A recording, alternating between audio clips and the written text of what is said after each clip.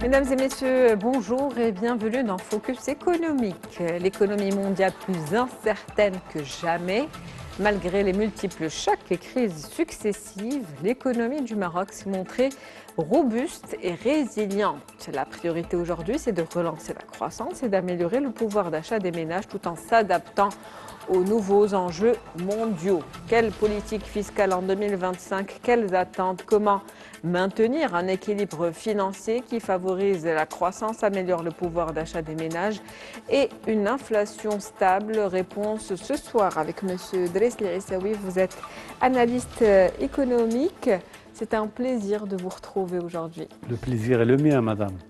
Alors, dans ce contexte économique mondial qui est aujourd'hui incertain, Banque El Maghreb prévoit un taux de croissance pour cette année de 2,8%. Qu'est-ce que vous pensez de ce chiffre? C'est un chiffre qui est, je ne dirais pas très positif, mais c'est un chiffre réaliste parce qu'il parle des structures de l'économie marocaine telles qu'elles sont aujourd'hui. Et si vous voulez regarder un peu plus au niveau des prévisions de Banque El Maghreb, il nous parle d'un chiffre beaucoup plus positif, beaucoup plus optimiste en 2025. Absolument.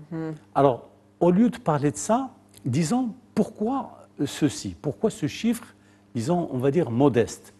Parce que, tout simplement, la campagne agricole qui impacte de manière très forte le taux de croissance a été très faible. Et d'ailleurs, le gouvernement l'avait annoncé bien avant en disant qu'il y a un grand problème pour la campagne agricole. Et la même année, et grâce à Sa Majesté le roi Mohamed VI, ils ont tiré la sonnette d'alarme sur la pénurie en eau. L'eau pour l'irrigation et l'eau pour boire.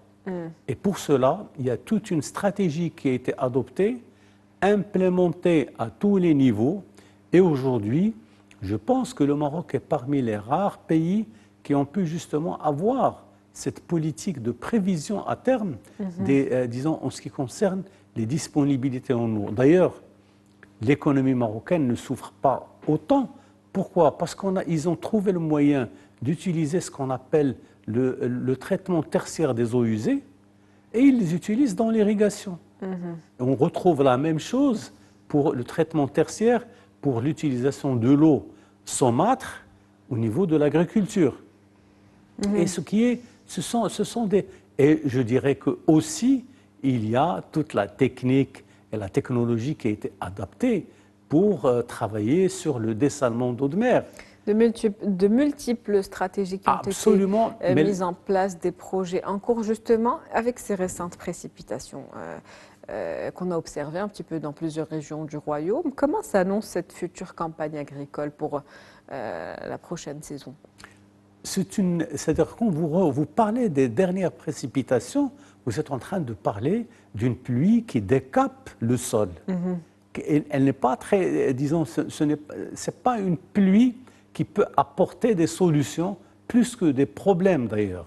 Les gens ont les pieds dans l'eau. Mais si, par exemple, on était dans une situation où il y a de la neige, et la neige qui s'infiltre et qui descend au niveau des nappes phréatiques, ça c'est différent. Vous pouvez me parler de reconstitution des réserves en eau. Mais aujourd'hui, je pense que la situation sera très moyenne en ce qui concerne la campagne prochaine, la campagne agricole. Elle ne sera pas meilleure, mais le travail est fait pour que le Maroc ne se ressente pas l'effet de cette sécheresse. Des projections, on va dire, plus ou moins optimistes, en tout cas pour l'année qui vient en termes de croissance. Et justement, il y a ce PLF 2025 qui est très attendu. Oui.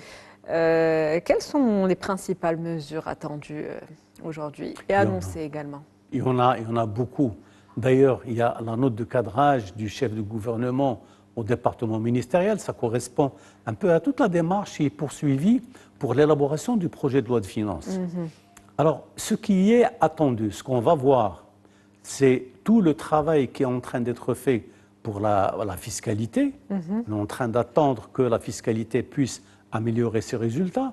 On s'attend aussi à ce qu'il y ait plus de réformes au niveau des caisses de retraite, parce que ça, c'est aussi un projet qui était attendu. Et il y a un travail très important qui est fait sur le plan social en ce qui concerne l'intégration de larges couches de la population dans la couverture médicale. Il ne l'était pas auparavant, mais aujourd'hui.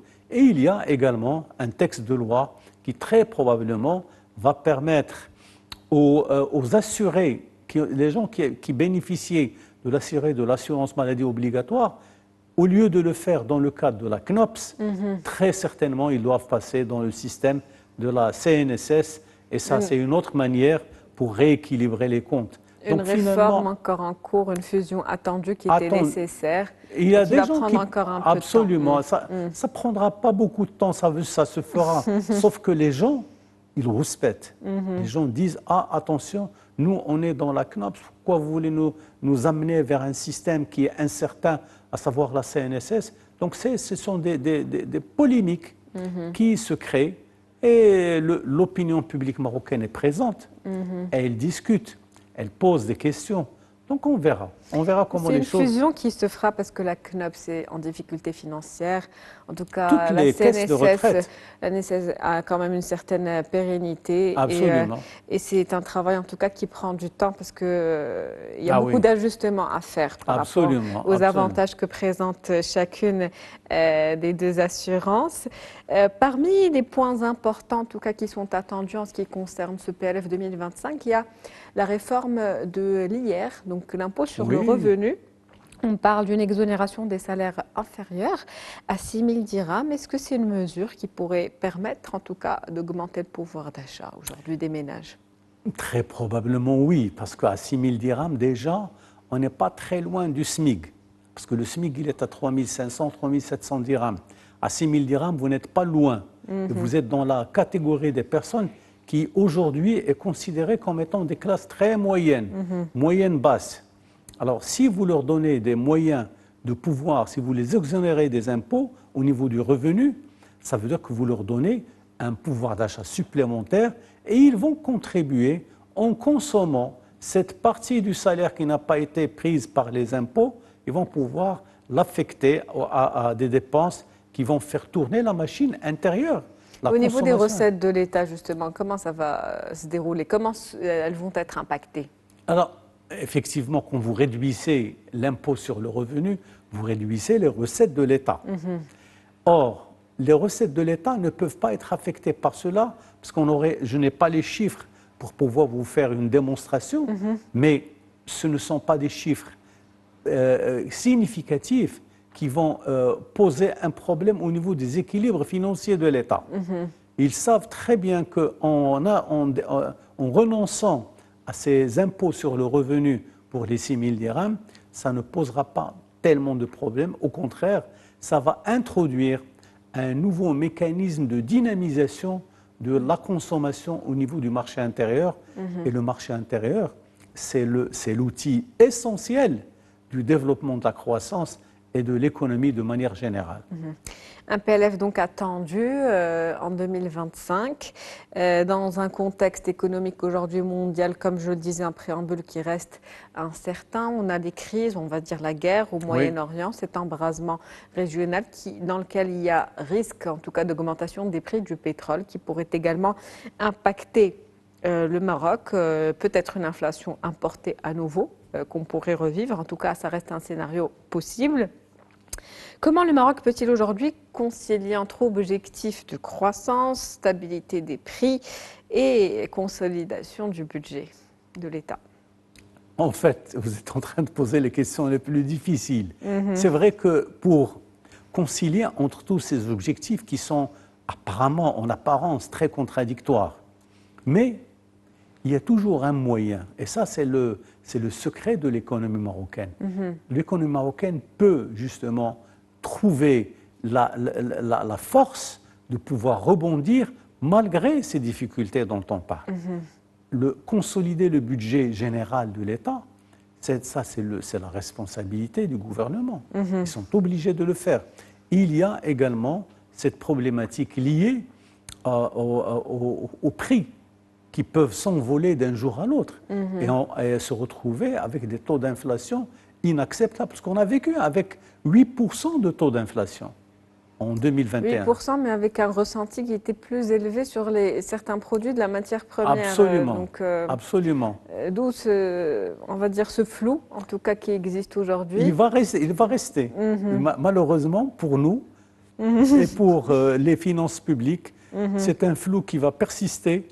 Et je pense qu'en fin de compte, le Maroc et le système marocain va pouvoir prendre le dessus sur toutes ces difficultés. Ça, je peux vous l'assurer. Parce que 2024 a été une année moyenne, il faut le dire. De stabilisation, on va dire. Très, très bien. Et on est en train de nous préparer à une grande phase de croissance que le Maroc devrait vivre d'ici à 2030. Alors, d'ici à 2030, il faut que le Maroc se prépare, c'est ce qu'il est en train de faire. Une économie en tout cas résiliente, des perspectives positives. Quelles sont les marges de manœuvre du gouvernement pour atténuer l'impact d'une éventuelle hausse des prix à la consommation aujourd'hui? Ils ont déjà un mécanisme qui a été adopté bien avant. C'est celui de l'indexation des produits pétroliers liquides.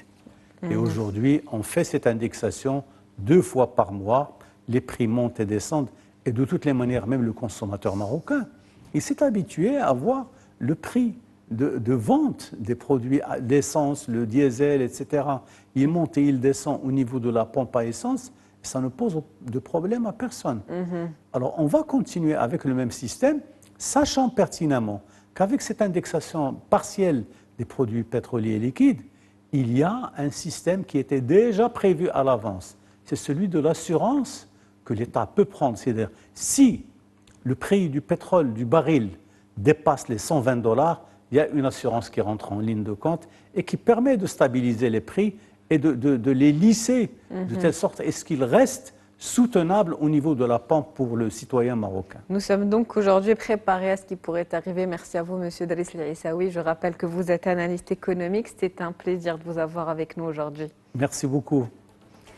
C'est la fin de Focus économique pour aujourd'hui. On se retrouve demain avec un nouvel invité. Très bonne journée. Merci pour votre fidélité.